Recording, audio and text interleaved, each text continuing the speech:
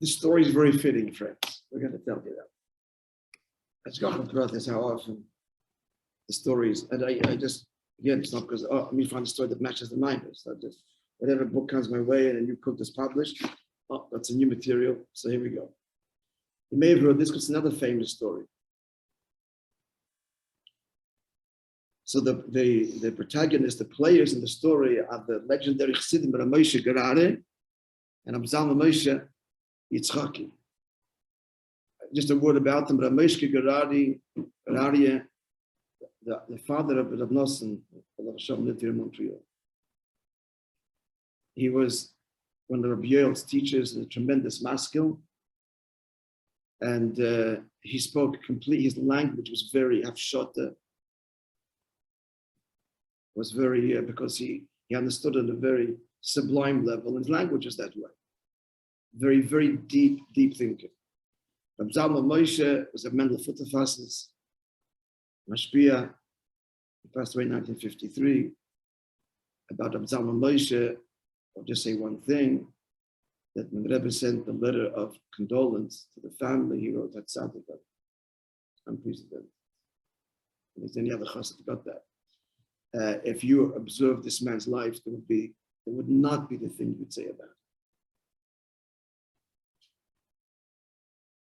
You'll get a bit of an inkling about it because Rabbi quotes him a little bit. Anyway, so this is a story, it's a famous story that Rab Nosson Gerari here, the Montreal Gerari insurance fellow, related to Rabbi Yoel, and Rabbi Yoel, I think, Nosson told it over many times too. He said, my father, Rab Moishe, even though he suffered with his foot, pains in his feet, but he would go, walk half an hour on Shabbos. They lived at this point in Tel Aviv, maybe still in Tel Aviv. He'd walk half an hour to participate in Zal Moshe's Fabrengens. Zal Moshe was nowhere near his level of a scholar. He would go to his Fabrengens. So once, Moshe said L'chaim, and he started to speak. And he started to speak Chassidus in his style.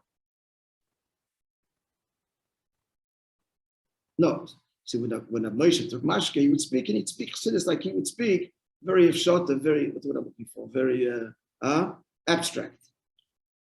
He's speaking about abstractions.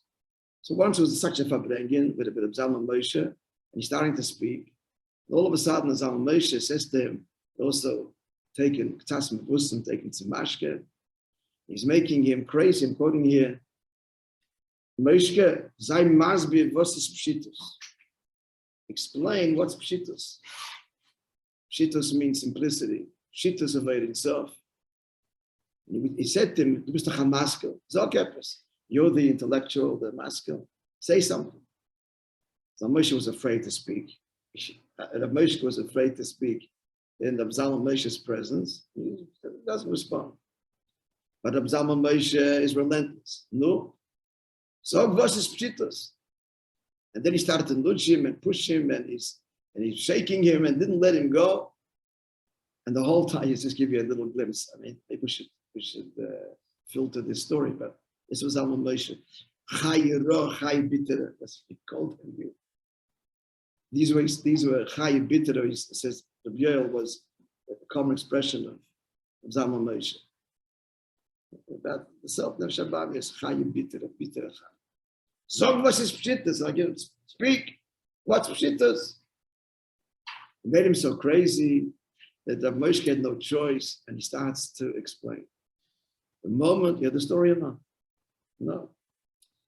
So the moment Rav Moishe Gerari starts to explain, Rav Zalman Moishe gives him a punch. And Zalman Moishe says to him, ein behebten schön Masbe sein is es ois pshitus. The moment you start to say anything, it's not pshitus, you've compromised. In Yiddish, die Minut, the hebst on Masbe sein, is es schön nicht pshitus. Subsequently, Rav Moishe himself would share this with his, he told the story, and I'm seeing here, Rav Moishe told the story as well as his son, Rav Nosson, who was there, I guess. Rabbi Moishe could repeat this story, this incident with the whole Gishmak. Noske tells Rabbi Yoel that my father said to me that this was the best explanation he ever heard of Pshitos. The moment you say something, it's finished. So it's a beautiful story of both players here, from Zalman Moishe and the big master of Moishe, who not only accepted it, but said, oh, see, that's the best explanation I ever heard.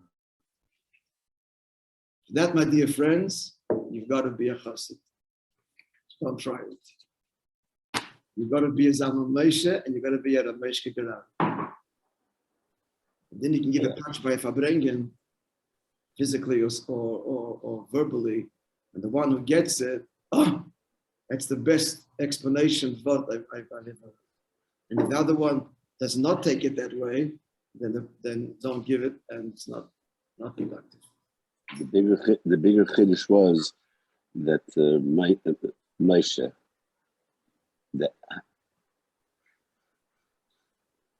it's all Moishe just being himself.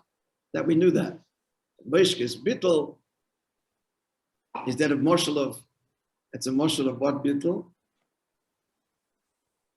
Kind of both. All right, friends, have a wonderful day.